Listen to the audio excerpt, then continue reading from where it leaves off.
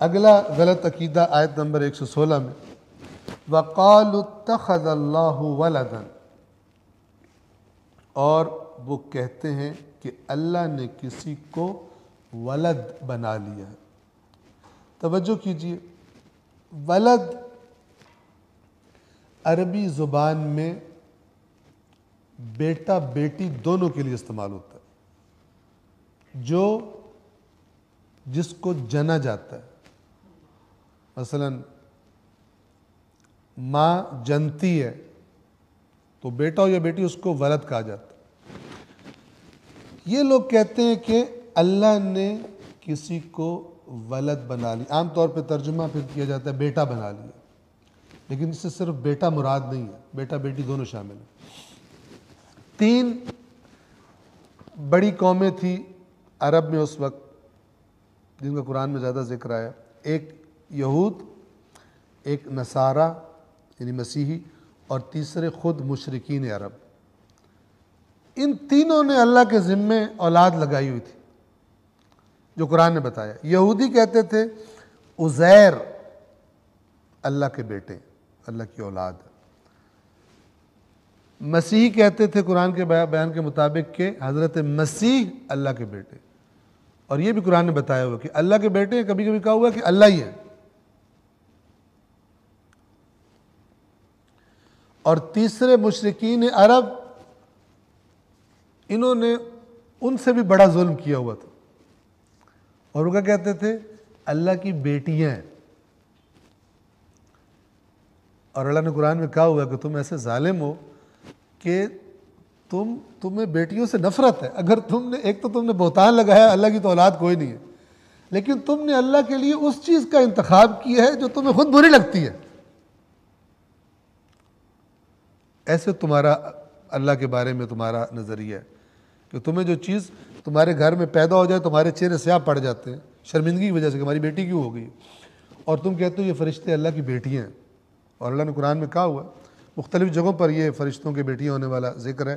تو سورہ صافات میں اللہ فرماتا ہے کہ اشہدوا خلقہم، کیا انہوں نے، یہ سورہ زخرف میں ہے کہ اشہدوا خلقہم، انہوں نے، یہ وہاں پر موجود تھے جب ہم ان کو بنا رہے تھے فرشتوں کو کہ ہم نے ان کو مؤنث خلق کیا؟ دیکھ رہے تھے، یہ کہاں سے دیکھ رہے تھے؟ اپنے پاس سے گھڑ کے انہوں نے بنا لی۔ تو بہرحال یہ اللہ تعالیٰ کی اولاد والا عقیدہ یہ کامن تھا سرزمین عرب پر۔ اللہ تعالیٰ فرماتا ہے سبحانہ، دیکھیے انسان کا دل چاہتا ہے میری اولاد ہو، اور اللہ کے لیے اولاد ہونا عیب ہے، کیونکہ اس کے جواب میں اللہ کیا فرما رہا ہے؟ سبحان، اللہ اس عیب سے پاک ہے، چونکہ اس کو اولاد کی ضرورت ہی نہیں ہے۔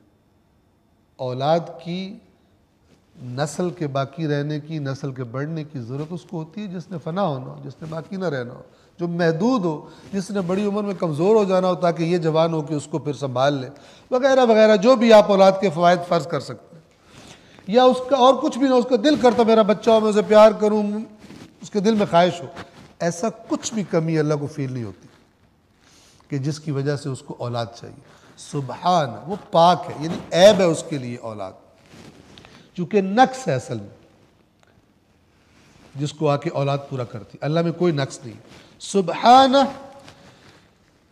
اس کی ذات پاک ہے، بل لہو ما فی السماوات والارض، بلکہ اس سے اولاد کی کیا ضرورت؟ ساری جو کچھ آسمانوں اور زمین میں ہے صرف اسی کا ہے، اس کا تو ملکیت میں شریک بھی کوئی نہیں۔ سب چیزیں اس کی مالک ہے، سب چیزوں کا وہ مالک ہے اکیلا۔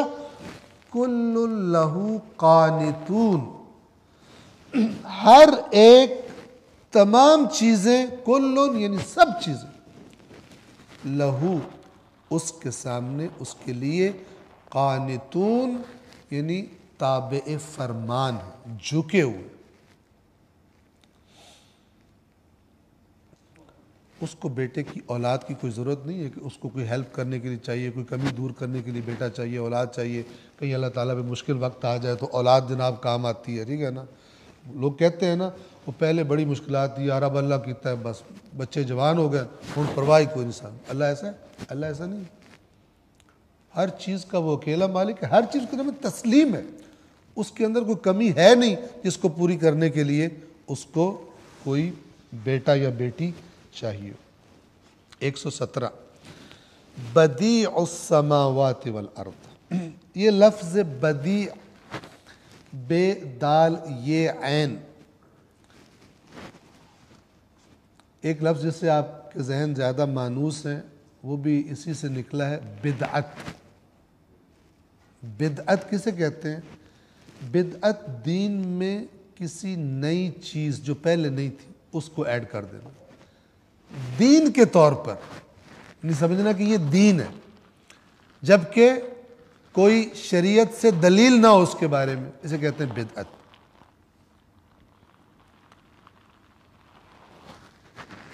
یعنی اس کی ڈیفینیشن کی جاتی ہے کہ جو دین میں داخل نہیں تھی اسے دین میں داخل کرنا، یہ بدعت ہے. اس کی بحث بہت لمبی چوڑی ہے، چونکہ بعض کام تاریخ میں ایسے ہو گئے کہ جنہوں نے وہ کیے ان کو کچھ غلط کہنا بھی، ان کا اچھا تو بدعتیں پھر دو قسم کی ہوتی ہیں، ایک بدعت اچھی ہوتی ہے، ایک بدعت بری ہوتی ہے. ٹھیک ہے، اور پھر اس طرح مسائل آگے ہر چیز ہی مشکوک اور مبہم بن جاتی ہے. تو بدعت کسے کہتے ہیں؟ بالکل نئی چیز کو. بدیع السماوات والارض، بدیع خالق، لیکن خالق بھی عربی کا لفظ ہے. بدیع کا لفظ کیا بتاتا ہے؟ کہ اس طرح خلق کرنے والا آسمانوں اور زمین کو کہ اس نے کسی کو فالو نہیں کیا، کہیں سے نقل نہیں ماری، کہیں سے کاپی نہیں کی، کوئی چیز اس کے سامنے کوئی رکھی گئی، کوئی آئیڈیا اس کو بتایا گیا اور اس کو دیکھ کر اللہ نے یہ آسمان اور زمین خلق کی. نہ، پہلی دفعہ نیا خلق، نئی چیز اسے کہتے ہیں. یعنی وہ چیز کہ جس کا کوئی پہلے مثال نہ ملتی ہو، کوئی نظیر نہ ملتی ہو، کوئی اثر نہ ملتا ہو، بالکل نئی ہو ہر اعتبار سے، اس چیز کو خلق کرنے والے کیا کہیں گے عربی میں؟ بدیع. بدیع السماوات والارض. اور یہاں انہوں نے ترجمہ کیا ہے آسمانوں اور زمین کا موجد. موجد کہتے ہیں ایجاد کرنے والا، جبکہ یہ خود ایجاد عربی کا لفظ ہے. بدیع کا معنی پہنچاتا نہیں، لہذا نیچے ترجمہ انہوں نے وضاحت میں لکھا ہوا ہے کہ کسی سابقہ مثال اور تقلید کے بغیر کسی چیز کو ایجاد کرنے والا. اب یہ اللہ تعالیٰ اپنی بے نیازی بتا رہا ہے کہ مجھے اولاد نہیں چاہیے، میرے کوئی محدودیت نہیں ہے، کوئی نقص نہیں ہے، میرے اندر کوئی ایسے جذبات نہیں ہے کہ میں اپنا بچہ دیکھوں تو وہ جذبات تسکین پائیں گے. دوسروں کے بچے دیکھ دیکھ کے میرا بھی دل کر پڑا کہ میری بھی اولاد ہوتی، جیسے انسانوں کا ہوتا ہے. دوسروں کے بچے دیکھتا ہے اگر اللہ نے اولاد نہ دی ہو تو اس کا دل تڑپتا ہے کہ میری بھی اولاد ہو اور یہ میرا جذبہ تسکین پائے. ایسا کچھ بھی خداوند عالم کی ذات میں کوئی نقص نہیں ہوتا. وَإِذَا قَضَى أَمْرًا، اور جب وہ کسی امر کا فیصلہ کر لیتا ہے، فَإِنَّمَا يَقُولُ لَهُ كُن فَيَكُونُ، تو وہ صرف اس سے یہ کہتا ہے کن، ہو جا یا بن جا، فَيَكُون، تو وہ ہو جاتا ہے یا وہ بن جاتا ہے. یہ جو لفظ کن ہے یہ بھی آسان تعبیر ہے سمجھانے کو. ایسا نہیں ہے کہ اللہ تعالیٰ مثلا عرش پر کن کن کن، جتنی مخلوقات میں اللہ تعالیٰ کن کہے. آپ کو مثال دیتا ہوں خلق کیسے ہوتی ہے چیز، کیونکہ ایک آسان مثال ہمارے اپنے دماغوں میں موجود ہے. میں آپ سے مثلا عرض کروں کہ آپ اپنے دماغ میں تصور کریں، اپنے دماغ میں کعبے کو تصور کریں. آپ کو کن کہنا پڑے گا اپنے دماغ کو، کعبہ بن جا؟ نہیں. میں کہوں کہ آگ تصور کریں، آپ نے صرف توجہ کرنی، ارادہ کرنا، یعنی آپ کی توجہ جائے گی اور وہ بن جائے گا. اور یہ تو چلو یہ تو چھوٹی موٹی چیزیں. میں کہوں کہ آپ سورج کا تصور کریں، آپ ایک چٹکی سے پہلے سورج بنا لیں گے ذہن میں، یعنی انسان بھی اپنے دماغ میں چیزوں کو خلق کرتا ہے، عدم سے وجود میں لے آتا ہے. کچھ نہیں تھا، سورج بن گیا، کعبہ بن گیا. لیکن اللہ تبارک و تعالیٰ اور ہمارے میں ایک فرق ہے کہ اللہ جس کی طرف توجہ کرتا ہے وہ اپنے پورے آثار کے ساتھ خارج میں وجود میں آ جاتی ہے. ٹھیک ہے؟ اور ہم جو تصور کرتے ہیں اس کے آثار جو ہوتے ہیں وہ وجود میں نہیں آتے. ورنہ ہر کوئی ہر ٹائم اپنی مرضی کا برگر پیزا کھا رہا ہوتا ہے گھر بیٹھ کے، دماغ میں اپنے دماغ کو کن فیکون کر کے، ٹھیک ہے، کھا رہے ہوتے، موجے کر رہے ہوتے، اپنی مرضی کی ہر چیز ہوتی. بس یہ آپ کو ذہن قریب کرنے کے لیے مثال دی ہے کہ یہ آسان لفظ ہیں، ورنہ اللہ تعالیٰ کوئی لفظ وہ کہتا نہیں ہے. جس چیز کا ارادہ کرتا ہے گویا کہ یہ خطاب اس چیز سے ہوتا ہے کہ تو وجود میں آ جا، اور وہ وجود میں آ جاتی ہے. صلوات پڑھیں محمد والے.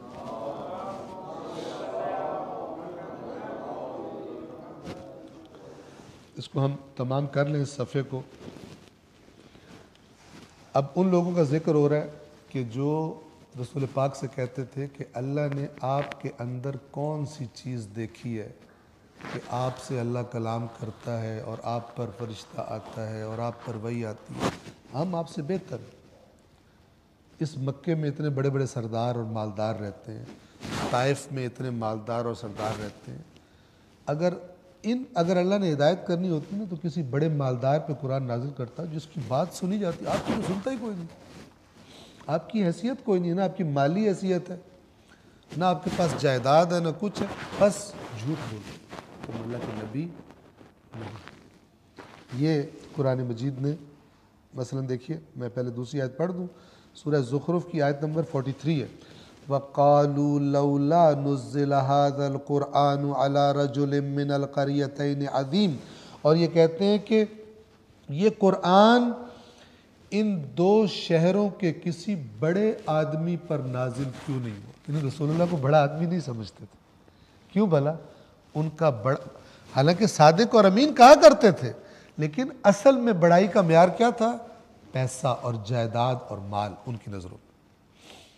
یہ اللہ تعالیٰ خبردار کرتا ہے کہ اگر تمہارا معیار یہ، دھوکہ کھاؤ گے ایک دن، اللہ کی راہ پر دھوکہ کھا جاؤ گے چلنے میں، اگر یہ معیار ہے. ویسے لوگ ہوتے ہیں جی بڑے نیک ہیں، لیکن یہ غریب آدمی ہے کہ بڑا نیک ہے، بہت اچھا، جی آپ بہت اچھے ہیں، ویسے کر رہا ہوگا، لیکن ایک فاسق امیر بھی آئے گا تو یہ اس کو نظر ہی نہیں آئے گا، یہ نیک بندہ نظر نہیں آئے گا، اس کے فوراً جا کے گلے لگنا شروع ہو جائے گا. حالانکہ جانتا ہے یہ ایک نمبر کا بے ایمان ہے، کرپٹ، لیکن اس کو امپورٹنس دے گا.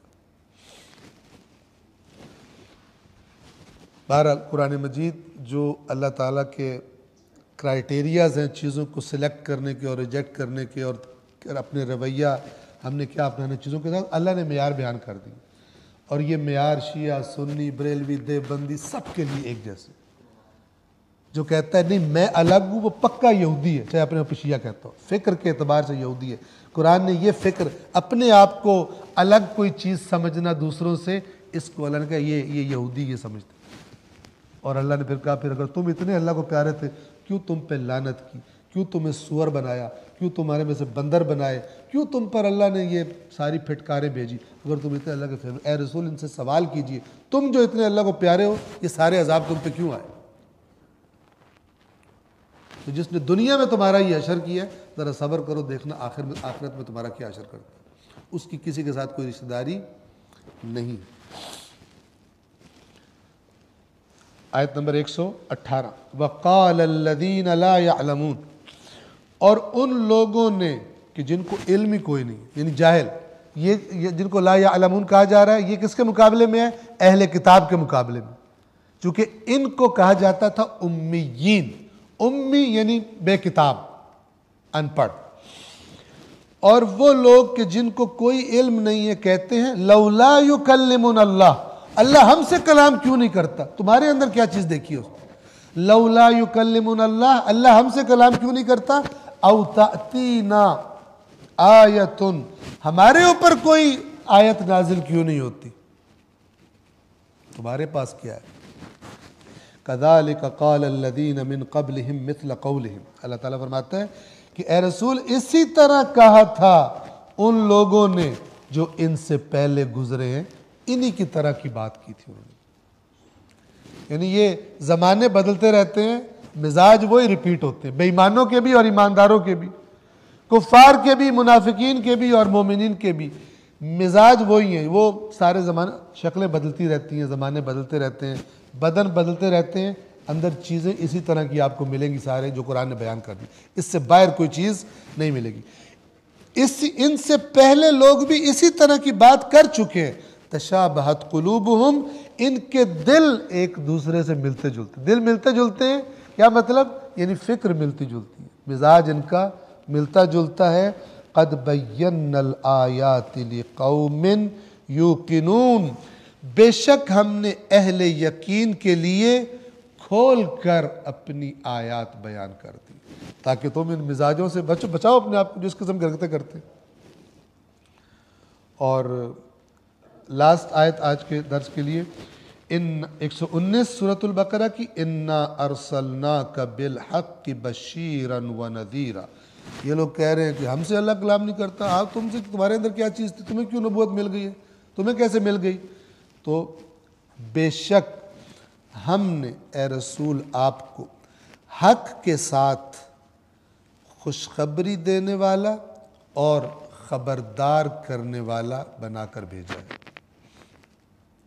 وَلَا تُسْأَلُ عَنْ أَصْحَابِ الْجَحِيمِ، اور جو اصحاب الجحیم، جحیم یعنی جہنم، جہنمیوں کے بارے میں آپ سے سوال نہیں کیا جائے گا. یہ کیوں جہنم میں چلے گئے؟ آپ کی ذمہ داری نہیں. آپ کی ذمہ داری کیا ہے؟ جو انبیاء کی زبان سے اللہ نے قرآن میں بار بار ریپیٹ کیا، وَمَا عَلَيْنَا إِلَّا الْبَلَاغُ الْمُبِينُ. ہمارے ذمہ کچھ نہیں ہے اللہ کی طرف سے سوائے پیغام کے صاف صاف پہنچا دینے. اس سے زیادہ انبیاء کی ذمہ داری نہیں ہے. لہذا رسول پاک سے کہا جا رہا ہے، یعنی رسول پاک کو بھی تسلی دی جا رہی ہے، اور جو کہہ رہے ہیں ہم سے اللہ کلام کیوں نہیں کرتا ان کو بھی یہ الفاظ دھمکی دے رہے ہیں کہ اے رسول آپ کو تو ہم نے حق کے، آپ کی تو کوئی بات غلط ہے ہی نہیں، آپ تو برحق خوشخبری دینے والے اور ڈرانے والے، خبردار کرنے والے بنا کر بھیجے گئے اللہ کی طرف سے. اور یہ جو دوسرے ہیں ان کے بارے میں آپ سے نہیں پوچھا جائے گا، یہ جو اس قسم کی باتیں کر رہے ہیں اور جہنم کی طرف رخ کر چکے ہیں. وَلَا تُسْأَلُ عَنْ أَصْحَابِ الْجَحِيمِ، آپ سے اہل جہنم کے بارے میں کوئی سوال نہیں کیا جائے گا. تو آیت نمبر 119 پر ہم آج کے درس کو تمام کر رہے ہیں. یہ معذرت کے چند منٹ اوپر ہو